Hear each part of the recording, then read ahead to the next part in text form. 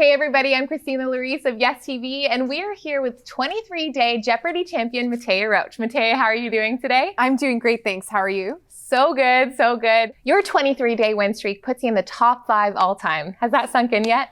Honestly, no. I think especially being a 5th place in the top 5, I almost feel like I snuck in there a little bit by accident. And it's very strange, I think, going from being somebody who was just a casual fan of the show and not even necessarily somebody who watched it every day to somebody who's been like living and breathing Jeopardy for the past couple of months.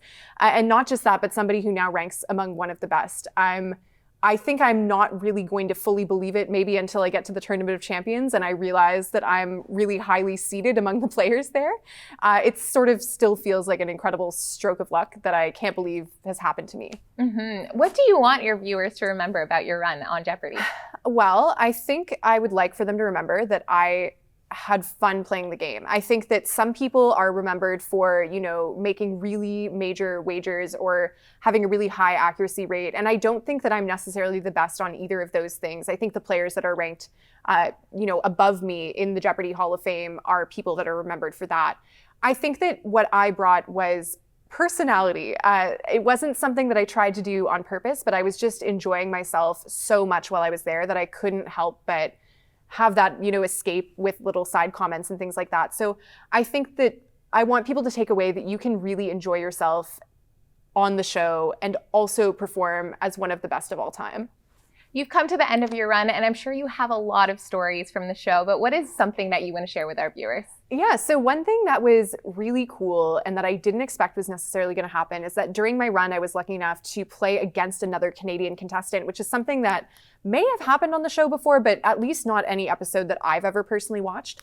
And so it was really special to get to spend a tape day with Caitlin, shout out Caitlin from Vancouver, who, also shared this connection of being Canadian, being one of a few people that got to go on, having, our hometown pride for the longtime host Alex Trebek, that was really, really neat. And I think if I had lost that game to Caitlin, I would have been perfectly happy to have seen, the crown and the flowers go to another Canadian. Canadians represent. Exactly.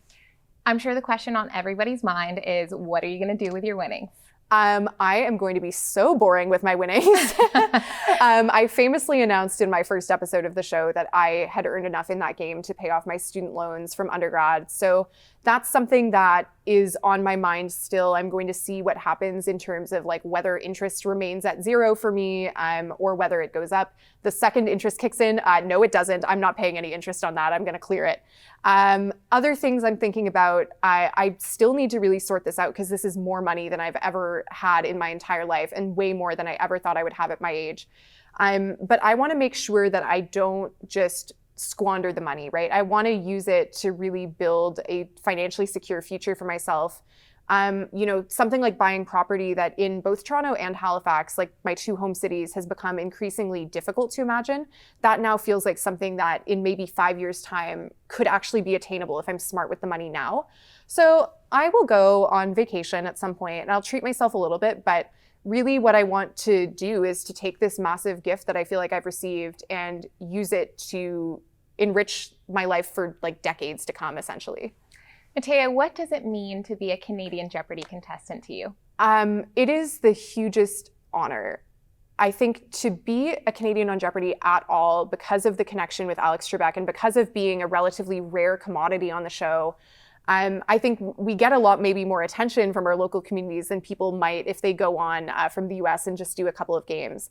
But to be an ambassador for Canada and to be almost an entry point for a lot of people into, oh, this is what Canadians are like.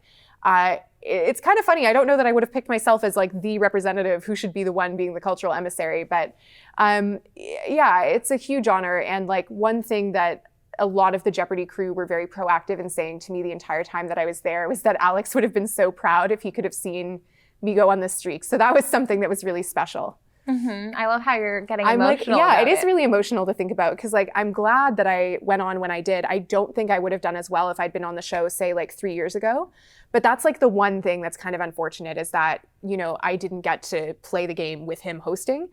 But the fact that everyone went out of their way to say how much he would have enjoyed it was really, really special. You kind of get to carry that legacy. Yeah, exactly. You know, he's always going to be the most successful Canadian on Jeopardy, like for all time, but I'm happy to be, for now, the second most successful.